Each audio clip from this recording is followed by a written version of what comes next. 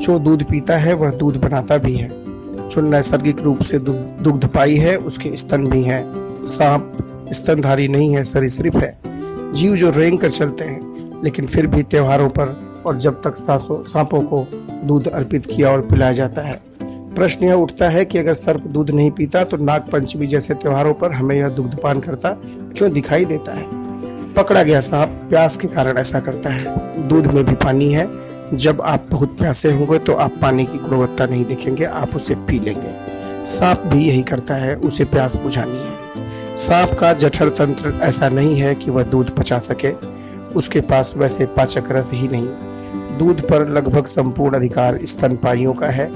वे जिनमें माताएं शिशुओं को जन्म देती हैं, अंडे नहीं देती और जन्म के पश्चात उन्हें अपने दूध पर पाल पोस कर बड़ा करती हैं।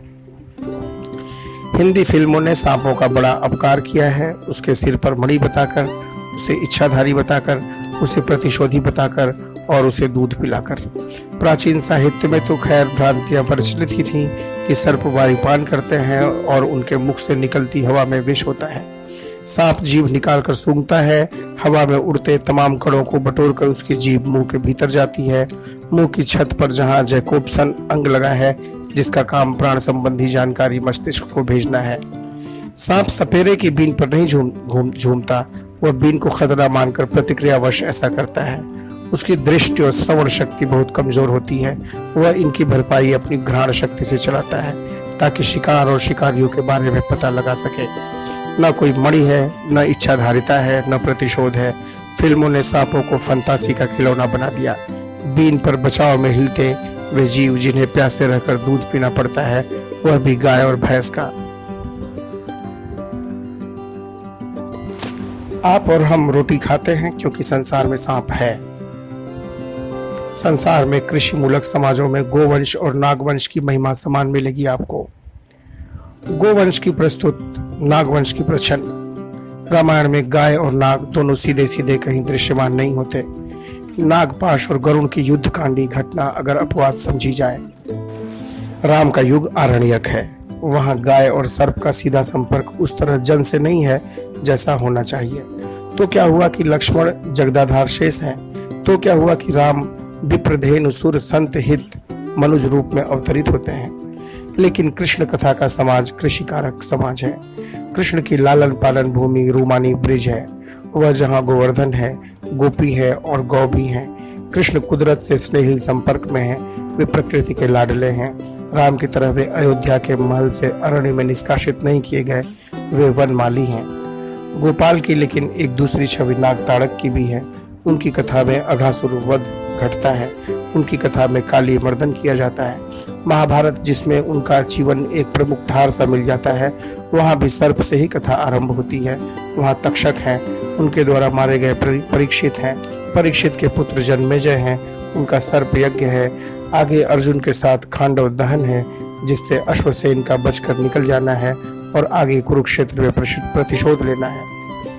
कृष्ण को यहाँ सांस्कृतिक उदाहरण के रूप में लिख रहा हूँ, क्योंकि जो संस्कृति गोवंश की पूजा करेगी वह सर्प को भी उतना ही सम्मान देगी। गोवंश का सम्मान कृषि के कारण है। अनेक रूपों में वह कृषि में महत्वपूर्ण सहयोग देता है, लेकिन सर्प भी किसी कृषि के लिए गाय से कम महत्वपूर्ण नहीं है। गोवंश की सहायता से उपजाया गया अनाज इन्हीं सर्पों के कारण सुरक्षित रहता है। सांप है तो यह अनाज चूहे नहीं खा पाते, वे स्वयं इन सांपों का आहार बन जाते हैं। सांप न हो तो अनाज कितने दिन बचेगा हमारे खेतों गोदामों में? इसका जवाब अलग अलग लोग अलग अलग देते हैं। 1 हफ्ता, 2 हफ्ता या थोड़ा और, पर कुछ ही समय में संसार में मूषकों का राज होगा, जो हमारे लिए कुछ भी खाने को नहीं छोड़ेंगे। इस तरह से सांप किसान के मित्र हैं। वे असली अनाज रक्षक हैं। उनके बिना की कराई खेती पर पानी फिरने की पूरी आशंका है। फिर भी 15 से 20% अनाज हर वर्ष चूहों की भूख की भेंट चढ़ ही जाता है। पाइड पाइपर ऑफ हेमलिन ने शहर को चूहों से मुक्ति दी, उन्हें नदी में डुबाकर दिलाई थी। सांप यह काम बिना किसी अनुष्ठान का नाम दिए रोज करते हैं और आप हम जान भी नहीं पाते। आटा खरीदते समय या प्लेट में रोटी तोड़ते समय उस सरीसृप को धन्यवाद कहिएगा, उसी के कारण मनुष्य अकाल से मर नहीं रहा हर जगह। सांप का सत्य दुग्ध और दंड के बीच में है, जिसे हम देख नहीं पाते। या तो श्रद्धा के अतिरेक से उसे गाय भैंस का दूध पिलाने लगते हैं, या फिर उस पर बिना जाने समझे लाठियां बरसाने लगते हैं। भारत में सांपों की लगभग 350 प्रजातियां मिलती हैं, जिनमें से 60 जहरीली हैं, लेकिन इनमें से सभी का महत्व बराबर नहीं, क्योंकि अधिकतर सर्पदंश 4 प्रमुख विषैले सर्पों के काटने से ही ऐसा देखा जाता है। उनमें से पहला सांप भारतीय कोबरा या एशियाई कोबरा कहलाता है। सबसे अधिक पूजा इसी बेचारे के हिस्से आती आई है, दूध और डंडे दोनों से। सपेरों की पेटी में लिपटा हुआ जीव दिनों दिन वैसे ही पड़ा रहता है। उसके भी एक हमारी तरह रीढ़ की हड्डी है, मांसपेशियां हैं, वह भी बिल में सीधा घुसता है। इस पर तो कहावत तक बन चुकी है। कल्पना कीजिए कि कोई आपको हमें पैरों के पंजे छूने को कहे और 24 घंटे यूं ही रखे। यह ठीक है कि उसका शरीर हमसे लचीला है, लेकिन कुंडली मारकर बैठना उसकी स्वेच्छा है, जिसे उसकी मजबूरी बना दिया गया है। कोबरा में ग्लैमर है, और यह ग्लैमर उसके फन के कारण है। इसी फन ने सर्प को संस्कृत का नाम फण दिया। जंतु वैज्ञानिक इसे नाजा नाजा कहते हैं, जो नाग का ही लैटिनी रूपांतर है। कोबरा समूचे भारत में पाए जाते हैं, सिवाय बहुत ठंडे और बहुत गर्म स्थानों को छोड़कर। कई रंगों के सर्प अपने फन के पीछे बहुधा बने तिलकाकार के कारण बहुत सुंदर लगते हैं। कोबरा अमूमन मनुष्य का सामना होने पर 2 सूरतों में ही काटते हैं या काट सकते हैं। पहली सूरत, यदि उन्हें खतरा लगे। मनुष्य हिला तो वे उसे आक्रामकता समझेंगे और लपक लेंगे। मनुष्य का उनकी फुर्ती से कोई मुकाबला नहीं। कभी किसी रेंगते कोबरा को देखकर आपको उसकी गति का भान हो जाएगा। दूसरी सूरत मैथुन के समय है। उस समय कोबरा उत्तेजित होते हैं और तनिक सी भनक पाकर भी आक्रामक हो उठते हैं। इसलिए निश्चेष्ट रहकर जड़ पड़े रहना ही कोबरा का सबसे बुद्धिमत्ता युक्त प्रतिवाद है। कोबरा की लंबाई लगभग 1 मीटर होती है। हर साल इनके काटने से 10,000 व्यक्ति मर जाते हैं। आजकल धान के खेतों में जब रुपाई चल रही है, कोबरा का मिल जाना कोई मुश्किल बात नहीं है। बिलों में पानी है, चूहे बाहर हैं और मेढक भी, इसलिए खुली दावत चल रही है। कोबरा मैथुन झाड़ों में करते हैं और अंडे देते हैं अप्रैल मई में। बच्चों के निकलने तक नर मादा दोनों अंडों की रखवाली करते हैं। 1.5 महीने में बच्चे निकल आते हैं। विष इनकी लार ग्रंथियों में होता है और कोबरा शिशु अंडों से निकलते ही पूरी तरह जहर से युक्त होते हैं। कोबरा का विष किस तरह से मनुष्य को प्रभावित करता है, इस पर आगे चर्चा होगी, लेकिन इतना जानिए कि सांप के लिए उसका जहर कीमती है। उसे वह आप पर खर्च करके कुछ नहीं मिलेगा। उसे उसका इस्तेमाल शिकार पकड़ने के लिए करना है। आप तो उसके जीवन का सबसे दुखद आश्चर्य हैं। नाग नागिन के संबंध को एकोन्मुखी प्रेम सिद्ध करने का दोष केवल हिंदी फिल्मों के मत्थे नहीं मढ़ा जा सकता। फिल्मों में वही दिखाया जाता है जो समाज में संचरित हो रहा है। साहित्य ही की तरह सेल्यूलाइड भी समाज की सक्रिय निष्क्रिय सैंपलिंग ही है। नाग केवल एक नागिन से प्यार करेगा, अन्य नागिनों से नहीं।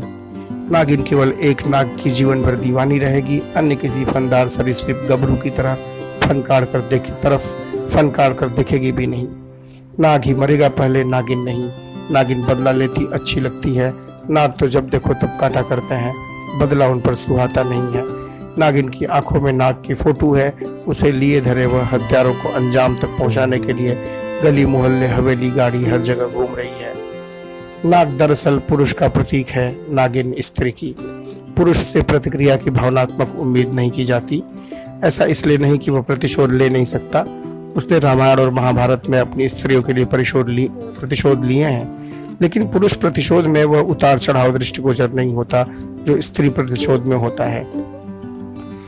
धारणा उसे मृत प्रेमी पति के बाद जिस तरह रूपांतरित होती देखती है, वैसा पुरुष को अपनी मृत प्रेमिका पत्नी के बाद नहीं देख पाती। प्रेमिका या पत्नी के लिए बदले लेना उतनी ऊंची बात नहीं। माँ बहन हो तो बात अलग है, लेकिन स्त्री से सहज ही पातिव्रत्य संयुत है। तुम सावित्री रहो देवी, यह शत्रु कोई यमराज भी नहीं।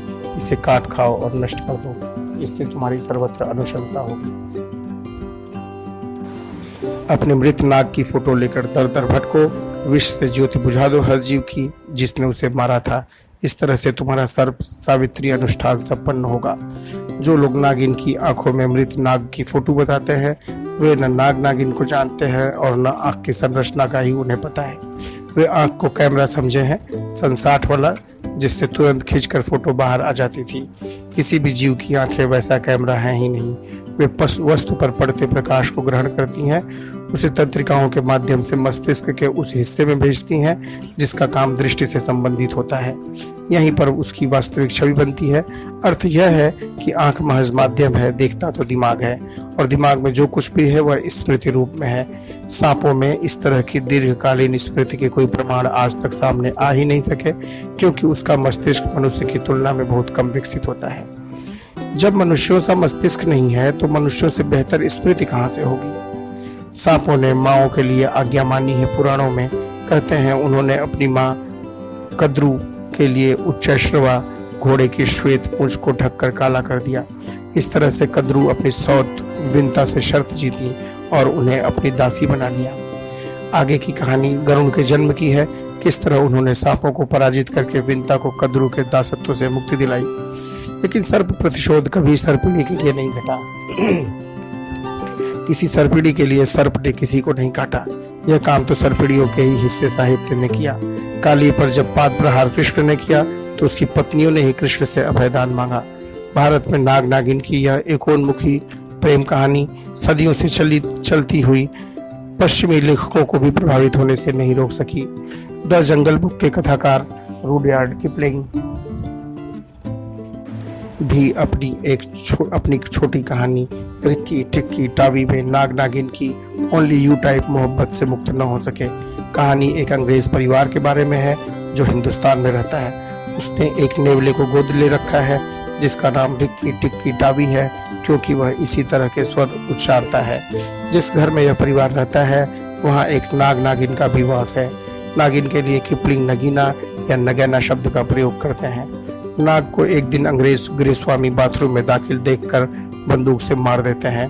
नाग से रिक्की की लड़ाई चल रही होती है और वे वहां पहुंचकर इस युद्ध का आदमखोर अंत कर देते हैं। फलस्वरूप नगीना गुस्से से आग बबूला हो जाती है। वह परिवार से बदला चाहती है, लेकिन इसी बीच नेवला रिक्की उसके अंडे नष्ट कर देता है। उस समय जब वह घर के बच्चे को काटने ही वाली होती है, रिक्की की ललकार उसे वापस अपने बिल में ले आती है, जहां उन दोनों के बीच एक भीषण युद्ध छिड़ जाता है। जाहिर है जीत रिक्की की होती है। किपलिंग उसके हाथों नगीना की हत्या कराते हैं। वे यह सिद्ध करते हैं कि सांप, विशेषकर कोबरा, बुरे होते हैं। वे बदला लेते हैं, वे क्रूर होते हैं। रिक्की उनका समूचा वंशनाश करके मनुष्य जाति का हीरो बन जाता है। द जंगल बुक 1894 में आई थी, नागिन 1976 में आई और नगीना 1986 में। दोनों में नागिन कामोन्मादिनी है। वे उत्तेजित करके अपने शिकारों को मारना चाहती है। सुश्री रीना राय से निर्देशक ऐसा करवाते हुए अंत में उसे गोली मरवा देते हैं, क्योंकि बदला नाग के ऊपर चढ़ते पानी सा हो गया होता है। 10 सालों बाद की नागिन जिनका किरदार सुश्री श्रीदेवी ने निभाया है, थोड़ी आधुनिका है। वह मरे प्रेमी के लिए मरने मारने को तैयार होती है, लेकिन फिर भोले भाले चिंटू जी के किरदार को देखकर राय बदल देती है। जीवन को एक बार मनुष्य के लिए मौका दिया जा सकता है, प्यार 2 बार भी हो सकता है। संभवतः आज फिल्म बने तो यह भ्रम ही टूट जाए कि नाग और नागिन जीवन भर सिर्फ एक से प्रेम करते हैं और बहुभोगी या पॉलीगेमस नहीं होते, क्योंकि नाग नागिन सचमुच बहुमुखी ही होते हैं।